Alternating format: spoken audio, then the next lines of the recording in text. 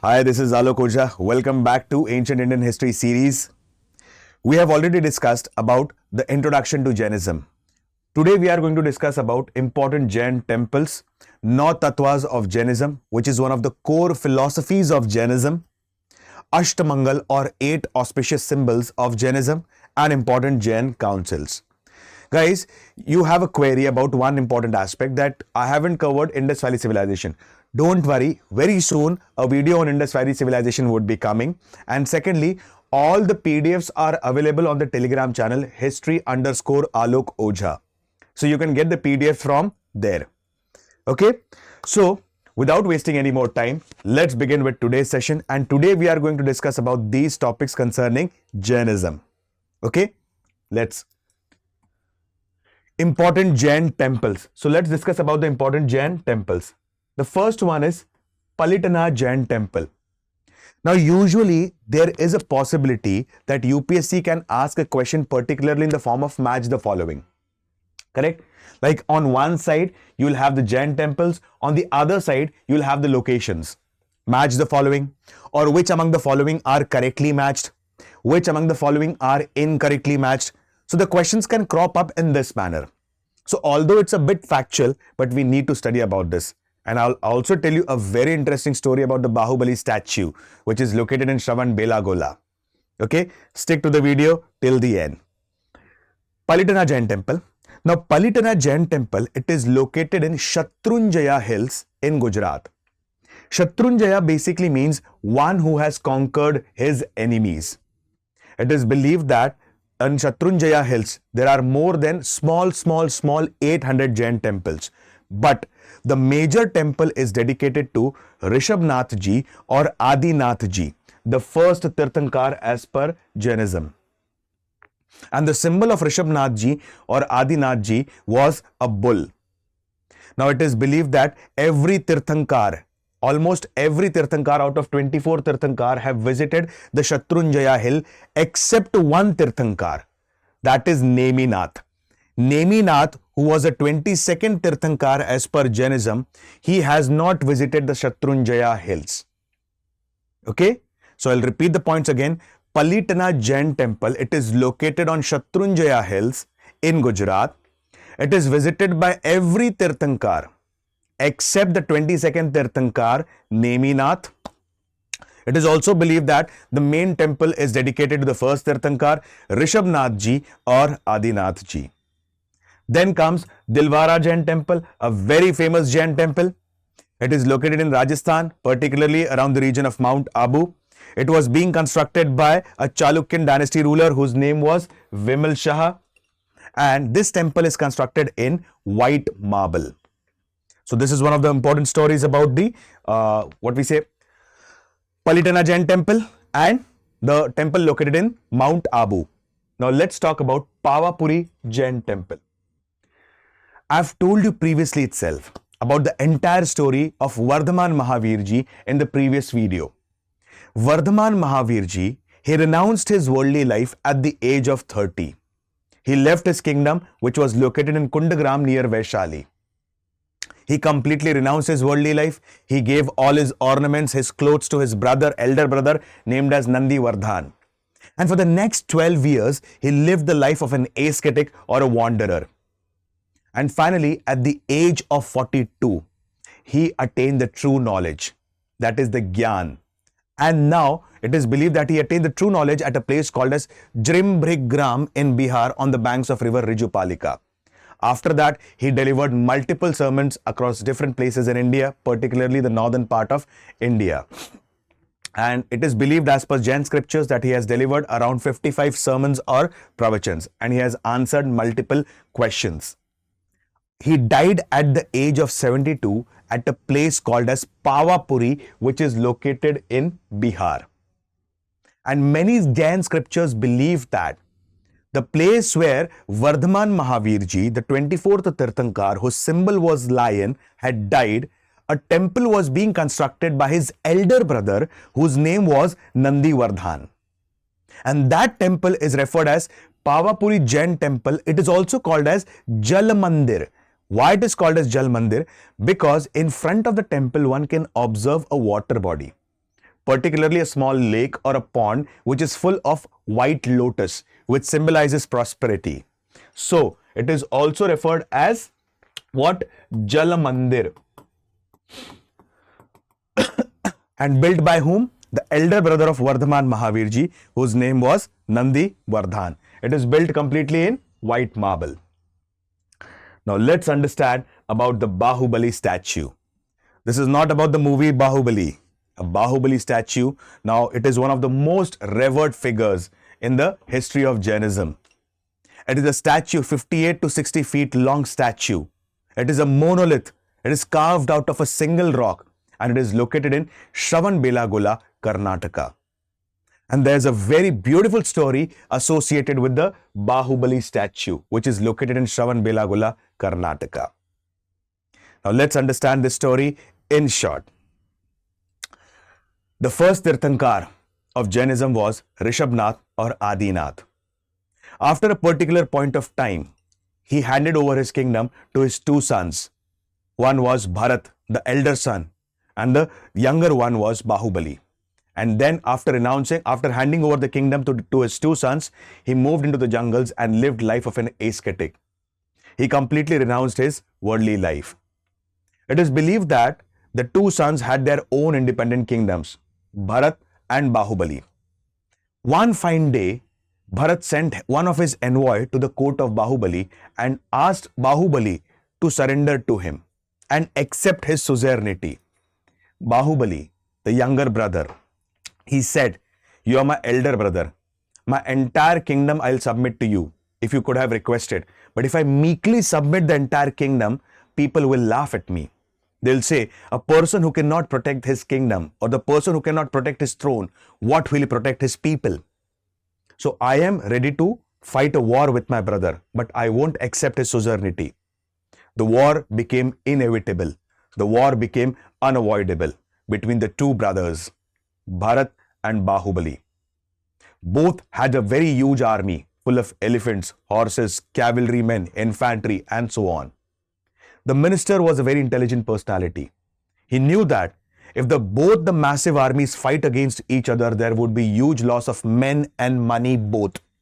So why not both the brothers fight with each other? In that way, they can save basically the men and money as well. And secondly, they can decide the winner. There were three kind of yuddh, or there were three kind of battle between both the brothers. Netra yuddh, Malla yuddh and Jalla yuddh, which was fought in the mud, which was fought in the river stream. And finally, Bahubali emerged victorious. The word Bahubali basically means one with strong arms. After becoming victorious, Bahubali realized one thing. My father, he has renounced his worldly life for the betterment of the people, to know the truth, to learn about himself. And we both, his sons, are fighting for the petty kingdom.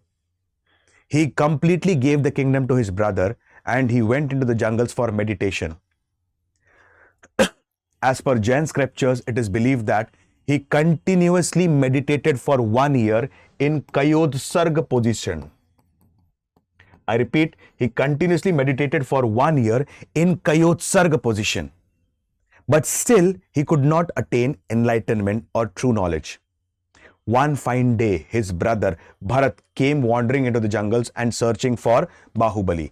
Finally, when he met his brother, it is believed that he attained enlightenment and moved towards the region of Kailash, Mount Kailash. This is one part of the story. Now, second part of the story, very interesting again. Please listen to it so that we can correlate both the part of the stories. Okay? Around the region of Karnataka, there was a dynasty whose name was Gangavasi dynasty. And Gangavasi dynasty's prime minister or Senapati was Chamunda Rai. Now, Chamunda Rai's mother, she had, basically it is believed that she had a dream or she had a desire to visit the place where continuously Bahubali had meditated for 1 year in Kayotsarg position. So now it is believed that, pay attention carefully.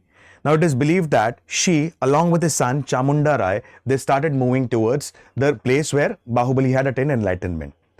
On the way, it is believed that she stopped at a particular place, she was resting. And when she had a small sleep, she saw in the dream that there are two hills, okay? Vindagiri is one of the hills, and if one stands against the, what we say, on the opposite side of the hill, like suppose this is one part of the hill, this is second hill. If one stands on this hill and shoots an arrow on the other hill, he can see the image of Bahubali.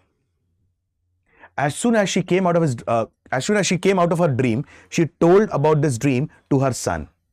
Her son did the same. He stood on the one part of the hill, he shot an arrow on the other part of the hill, and he saw the image of Bahubali. Now he decided that he's going to construct a statue of Bahubali after carving out that mountain, cutting that mountain. It is believed that it took almost around 20 years to 22 years to carve out that. And he carved out the statue of Bahubali. Now the time had come to perform Mahamastak Abhishekam. Correct? Now, he was very curious to perform Mahamastak Abhishek. 1008 kalash were brought, full of jal, that is water, ghee, haldi, that is turmeric, chandan, then milk. So, to perform the Abhishek. Now, Abhishek is only complete when the water or the product that has been brought, it flows from the head to toe. But the water or the product, it couldn't flow below the chest. He was very confused what to do now. As per legends, there is a local deity in Karnataka, also referred as Kushmanda Devi. Now, Kushmanda Devi, she came up like an old lady, and she had a very small, earthen vessel. And in that small earthen vessel, she did the Mahamastak Abhishekam of the statue of Bahubali. And the water flowed directly from the head to the toe. And when the water flowed, it is believed that a white water body was formed just below the toe of Bahubali. And that in Kannada language is called as Belagola. Hence, this place came to be known as Shravan Belagola. And the statue of Bahubali, it is located in Shravan Belagola, Karnataka. Every year, every 12 years, there is a Jain congregation at this place. Like in Hinduism, we have Mahakumbh. We have Mahakumbh, or we have Kumbh, which is arranged at 4 places across India within a span of 12 years. That is Nasik on the banks of river Godavari, Ujjain on the banks of river Shipra, Haridwar on the banks of river Ganges, and Allahabad or Prayagraj on the bank of river Ganges or Ganga. Correct? Similarly, there is Mahamastak Abhishekam done at Shravan Belagola after every 12 years. It is the largest Jain congregation. So such was a beautiful story of Bahubali, or the Bahubali statue located in Shravan Belagola, Karnataka. Wasn't the story interesting? Let's move further. Ranakpur Jain Temple, it is just a factual part. It is located in Rajasthan. Lodhruv Jain Temple, Jaisalmer, it is located again in Rajasthan, dedicated to 23rd Tirthankar Parshavnath Ji, whose symbol was snake. In the previous session, we have discussed about the 5 cardinal principles of Jainism. Correct? Satya, Ahimsa, Asteya, Aparigriha, and Brahmacharya. Only the last principle of Brahmacharya was given by the 24th Tirthankar, that is Vardhaman Mahavir. The initial 4, Satya, Ahimsa, Asteya, and Aparigriha, was given by 23rd Tirthankar Parshavnath Ji. Mallagurdi Jain Temple, it is located in Tamil Nadu. It was built by Chola dynasty ruler, and it is dedicated to Mallinath, the 19th Tirthankar. Now pay attention carefully. As discussed earlier, there are 2 sects of Jainism. One is Digambar and the other one is Shwetambar. As per Digambar sect, all the 24 Tirthankars are male. And they believe that females cannot attain moksha. Whereas Shwetambars, as per Shwetambar, all the Tirthankars are male except the 19th Tirthankar Mallibai or Mallinath, and she was referred as Mallibai. She was a female as per Shwetambar. So as per Digambar, Mallinath was a male. As per Shwetambar, Mallinath was a female and was referred as Mallibai. A temple in Tamil Nadu is dedicated to Mallinath, that is Mallagurdi Jain Temple. Okay. Ayyol and Badami caves located in Karnataka, dedicated to specifically Yes, dedicated to Jainism. Ellora Caves, located in, yes, Aurangabad district of Maharashtra. Correct? So it is dedicated to whom? It is dedicated to Jainism. Please do not get confused with Ajanta Caves. Ajanta Caves are solely and solely dedicated to Buddhism. And Ellora Caves are dedicated to Buddhism, Jainism, as well as Hinduism. Got the points clear? And Khandagiri and Udayagiri Caves located in Utkal region, that is around the region of Odisha. So these are the important Jain temples, important from the exam perspective. Okay? Now let's understand one of the core philosophies of Jainism within next 5 to 10 minutes. No tattvas, or the 9 truth of Jainism. Now, as per different Jain scriptures, some believe that there are 7 tattvas and some believe that there are 9 tattvas. So what are the 9 tattvas? Let's understand this philosophy. Now, although it's a complex philosophy, I'll try to make it a bit simpler for you guys. Now, no tattvas, or the 9 truth. And what are these truth? Jeev, Ajeev, Punya. I will explain all of them, don't worry. Jeev, Ajeev, Punya, Paap, Bandh, Asrav, Tamvar, Nirjara, and Moksh. These are the 9 tattvas. Okay? Now, before I explain the 9 tattvas to you guys, just listen to me very carefully.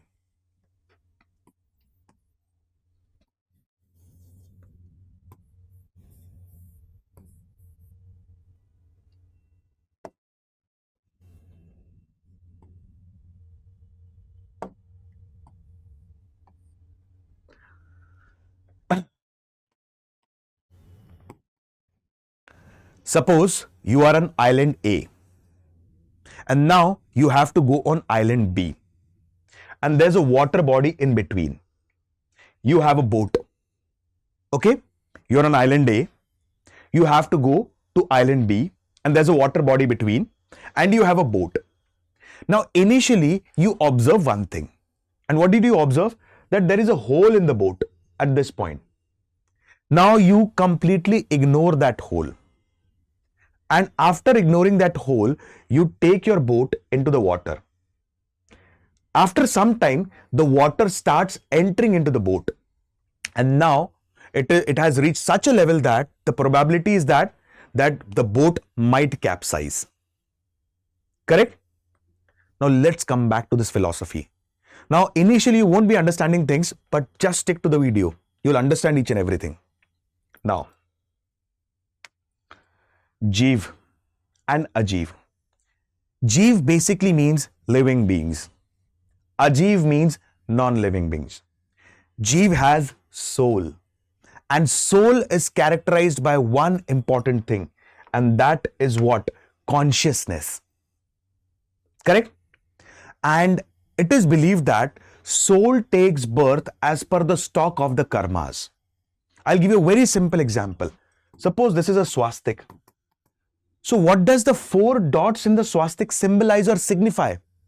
The 4 dots in the swastik signify the status of your soul depending upon the stock of your karmas. If you have performed good karmas throughout your life, your soul would be in heaven. Or you would be reborn as a lower being. But suppose if one performs bad karmas throughout his life, his soul would be in hell. Or he would be reborn as a lower being. Correct? So this is nothing but the cycle of birth and death. And this is called as transmigration of soul. Correct? So every jeev or soul has to undergo through this process. And soul is characterized by one important thing, and that is consciousness. Correct? But the consciousness differs from being to being. I'll give you a very small example. We are human beings. We have higher level of wisdom and consciousness in comparison to a dog. True? So in that case, that is jeev. Ajeev, non-soul, these are the 5 tattvas. But jeev and ajeev are interacting with each other. Punya and paap. Punya basically means influx of good karmas. Correct? Like we live in a society wherein we perform charitable activities. We perform charitable activities. After that, we perform specifically philanthropic activities. So that is punya karmas. Correct? Now, regarding punya karma, I remember a very beautiful story again. Although a bit of philosophical story, but it has a deep message. Now, what happened? There was one Nagar Seth, a very wealthy merchant, and he also performed all kind of philanthropic activities and charitable activities. Initially, he had a lot of money. He opened up the gaushalas. He opened up the different hospital for the work, for what we say welfare of the people. He started giving money to the needy ones. One fine day, it is believed that he had a huge loss in his what we say business, and he again became poor. Now he had earned a lot of punya karmas. Correct? A hypothetical story, but with a deep message, as I've told you previously, guys. So he had earned a lot of punya karmas. Now, one fine day, he heard about that the rajas or the kings, what we say, servants shouting in the village. They were shouting that a person who has done a lot of punya karmas can sell his punya karmas to the king. Now, everyone was astonished. How can a person sell his punya karmas to somebody else? So, the merchant's wife insisted that you can sell your punya karmas to the ruler. So, you can talk about what punya karmas that you have done for the people, so that the king will give you some money. And with the help of that money, you can restart your business. And after earning the money, you can pay back the money to the king. Initially, he was not accepting this, but later on he said, yes, I need money, so I have to sell my punya karmas. Now this person, now when he was moving towards the king's palace, his wife gave him 4 chapatis. He took these chapatis, he was moving towards the kingdom, and on the way he felt thirsty and a bit hungry. He sat at a particular place, he had some water. He saw a few dogs who were hungry. They came near him. He offered them 1 chapati. He offered them 2nd chapati. He offered them 3rd chapati. In this manner, all his 4 to 5 chapatis, they got finished. And now hungry, he reached to the palace. Now king asked him, what all punya karmas that you have performed in your life, please tell me. He said that I work for the welfare of the people. I have been so charitable that I have performed many weddings free of cost for the people who cannot afford the weddings, particularly the wedding of their daughters. I have given free hospital service to the entire village. So the king said, no, this is not any kind of a charitable activity. This is even me who does that. So this wealthy merchant says, if this is not charitable, what charitable thing should I say to the king so that he can listen to me? So now this king said, no, this is not any kind of a charitable activity. Now he started moving away from the kingdom. He was very, rather than saying annoyed, he was very sad. King stopped him and asked him, just wait for a minute. While coming to the palace, did you do any good work? He said, no, I cannot remember any good work. Did you feed any dogs? He said, yeah. I fed 2 dogs. I had 4 to 5 chapatis. I gave them my chapatis. Immediately, the king ordered his minister to give 30,000 gold coins to this person. What is the crux of this small story? The punya karmas are those karmas which you actually don't remember after performing them. Otherwise, if you continuously keep on remembering them, you will develop a sense of pride within you. Correct? Punya karma. Then comes, I can understand to this extent this topic is philosophical, but yes, we have to understand this, guys. This is punya, pap.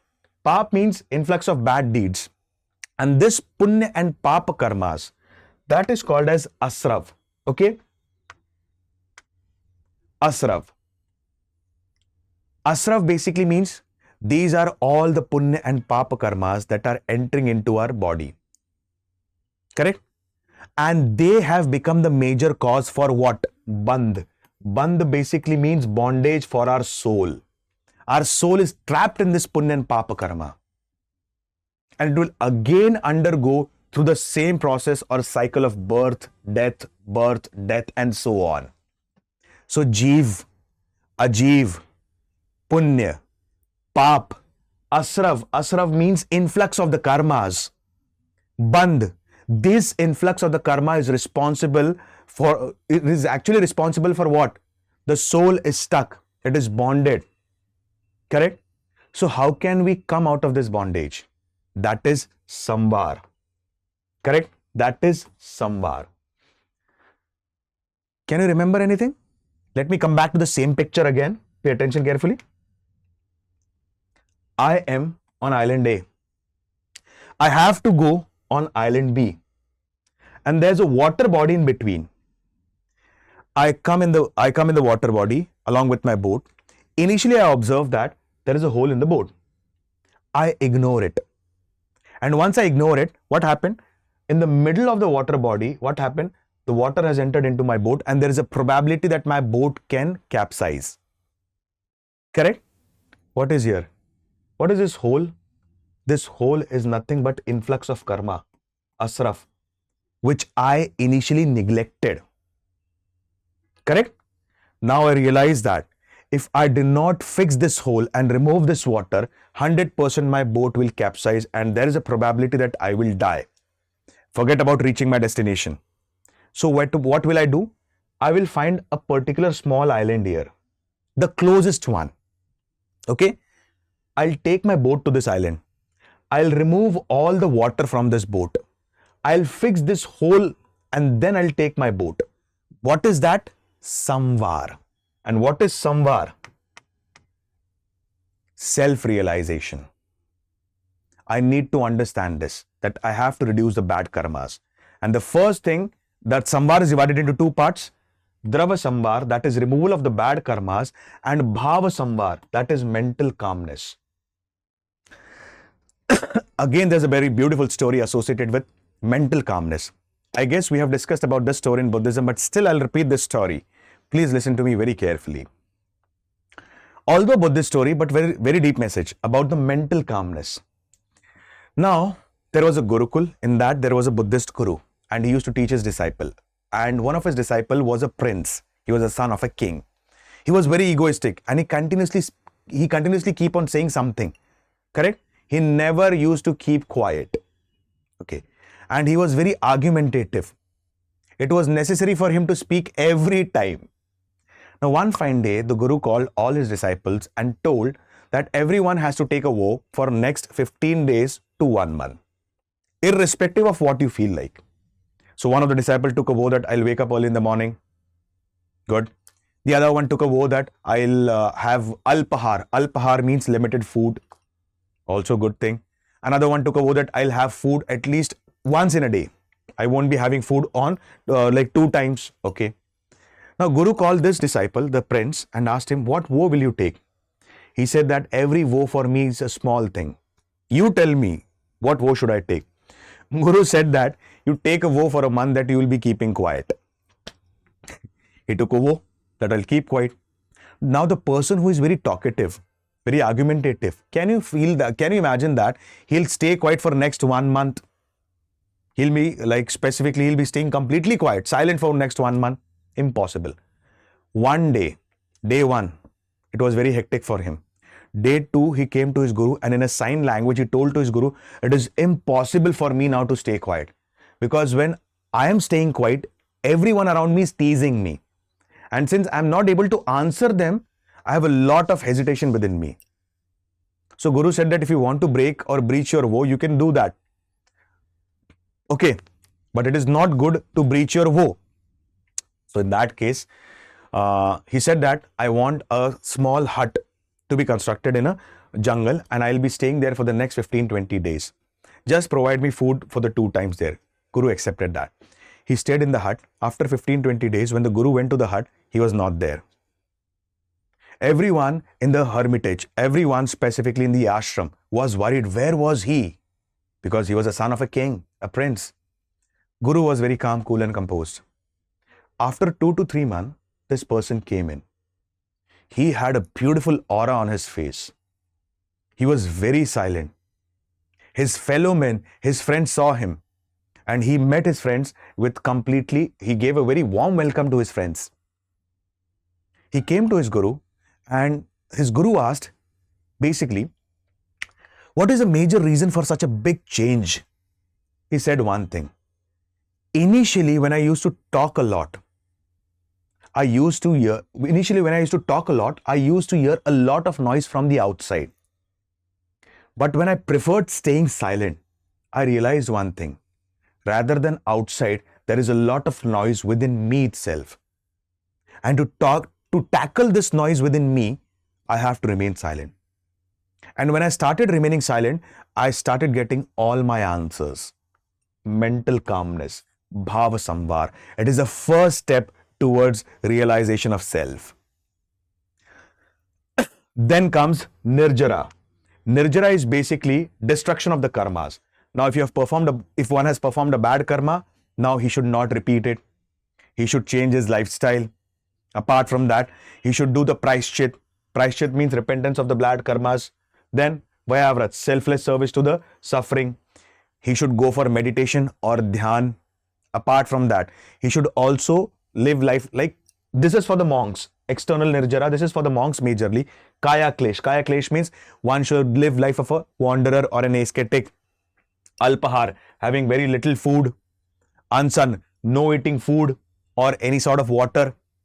And when one does this, his body attains moksha. The soul finally leaves the mortal body. And this concept in the history of Jainism is referred as Nau Tattvas or nine truth. Some texts believe that these are the 7 Tattvas. Okay, I'll repeat. Did you get the story? Boat, island A, island B, water body. The boatman realized that there is a hole. He fixed the hole and then now he reached his destination. Similarly, when one realizes that he has to fix the hole, he fixed the hole. He removed the water initially. That is destruction of karma. He fixed the hole, nirjara, and finally he reached his destination, moksha. So this is Nau Tattvas of Jainism, one of the core philosophies of Jainism. Okay? Moksha, Jeev, Ajeev, Punya, Paap, Asraf, Samvar, Bandh, Nirjara and Moksha. Got it? Let's move ahead. 8 symbols of Jainism. Let's understand within 2 minutes. Swastik. As we discussed, swastik is a symbol of peace and well-being. The 4 dots in the swastik majorly describes about the status of the soul depending upon the stock of your karmas. And swastik was also the symbol of the 7th Tirthankar of Jainism, Suparshwanath. Okay? Nandyavarta, it's a large swastik. Shrivast, it is a mark on the Jinnah's or Tirthankar's chest, and this mark is usually found on the middle part of the chest of the Tirthankar. Shrivast. Vardhamanak, it is also called as Samput. I repeat, Samput. It is a shallow earthen dish. Okay? Now, for example, like we call it as earthen lamp. So the light from the lamp destroys the darkness around it. Similarly, the knowledge can destroy the darkness around you. Vardhamanak. Okay, and it is also symbolizes what? Wealth, fame and merit. Kalash, a pot filled water with which symbolizes wisdom and completeness. Minayugal, it is a fish couple signifying control over sexual desires. And finally, Darpan. Darpan means mirror. It actually reflects one's true self. And these are referred as 8 symbols or Ashtamangal of Jainism. Points clear? Moving ahead. You can see this. You can usually observe, like basically near the houses of the Jains or in the cars of the Jains, you can observe the symbol. Correct? Jain literature. Again, within next 1 minute, let's understand about the Jain literature. Now, Jain literature, it is majorly in Prakrit language. As we have discussed previously about the Buddhist literature, it is majorly in Pali language. Similarly, it is majorly in Ardh Magdi or Prakrit language. And it is divided into Angas, Up-Angas, Prakirnas, Chhed Sutras, Mool Sutras and Kulika Sutras. So, there are 12 Angas. Now, what are these 12 Angas? In simple words, these are the sermons or discourses given by different Tirthankars. Then comes 12 Up-Angas. Now, what are Up-Angas? Basically, these are the explanation of the discourses given by various Tirthankar. Then comes Prakirnas. Now, these are the philosophical doctrines. Like we have seen about the 5 cardinal principles of Jainism, Satya, Ahimsa, Aste, Aparigriha and Brahmacharya. It comes under Prakirnas. Now we have seen the 9 tattvas of the Jainism: Jeev, Ajeev, Punya, Pap, Bandh, Asaraf, Samvar, Nirjara and Moksh. They come under the philosophical doctrines of Jainism, Prakaranas. 6 Chhed Sutras. These are the rules that needs to be followed by monks and nuns. If you remember the Buddhism, correct guys? In Buddhism, we have discussed in quite depth and detail about the 3 Pitakas, wherein we have discussed about Vinay Pitak, Sutta Pitak and Abhidhamma Pitak. So what was Vinay Pitak? It was a book of discipline. It mentioned about 227 rules for monks and 311 rules for nuns in Buddhism. So Vinay Pitak was a book on discipline. Similarly, 6 Chhed Sutras, these are book on discipline for monks and nuns. 4 Mool Sutras. And what are Mool Sutras? A person who aspires to become a monk or a nun, he has to follow certain rules and regulation. And that is called as Mool Sutra. And Kulika Sutra, it is a summary of the entire Jain philosophy. Repeating short again in 10 seconds, pay attention carefully. 12 Angas. These are the discourses of Tirthankar. 12 Up-Angas. These are the explanation of the discourses or the pravachans or the sermon. 10 Prakaranas. These are the philosophy of Jainism, core philosophy of Jainism. Now Tattvas, Triratna, Samyak Gyan, Samyak Darshan, Samyak Charit. Then comes 6 Chhed Sutras, disciplinary rules for monks and nuns. Mool Sutras, a person who aspires to become a monk or a nun. Mool Sutras. Kulika Sutras. Kulika Sutras are basically what? They explain the Jain philosophy, or basically they are the summary of the Jain philosophy. Correct? And the other ones are like Mahapuran. It's another important Jain text. It is divided into 2 parts. Adi Puran and Uttar Puran. Adi Puran was composed by Jain Sen. Uttar Puran was composed by Gunabhadra.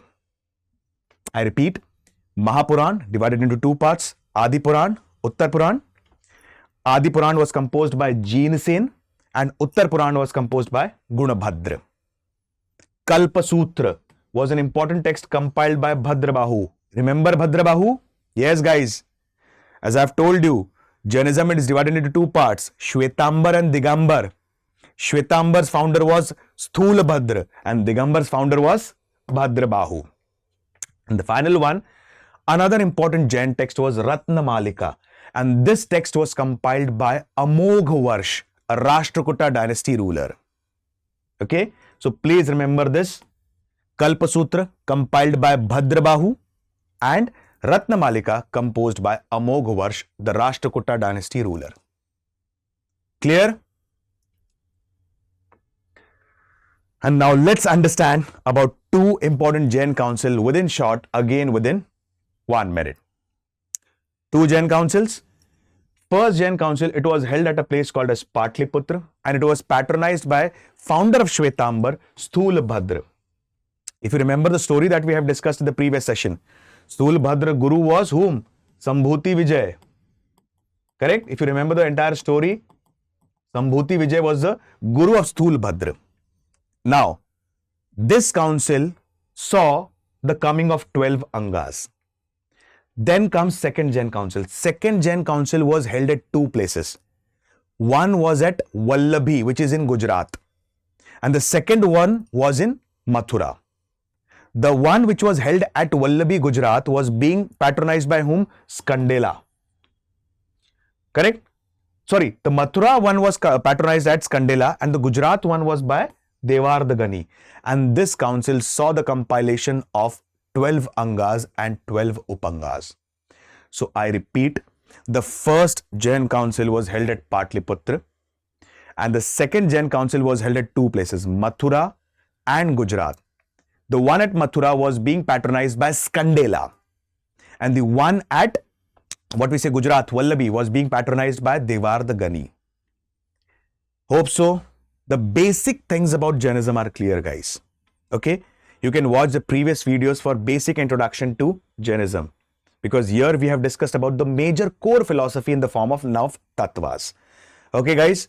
Now, very soon, I'll be coming up with the videos on modern Indian history. Probably, we'll be going with live sessions of modern Indian history. Apart from that, you can download the PDFs or the PPT from the Telegram channel. That is history_Alok Ojha. Hope so you enjoyed the video. With this, I'll stop my words for the day. See you guys. Thank you.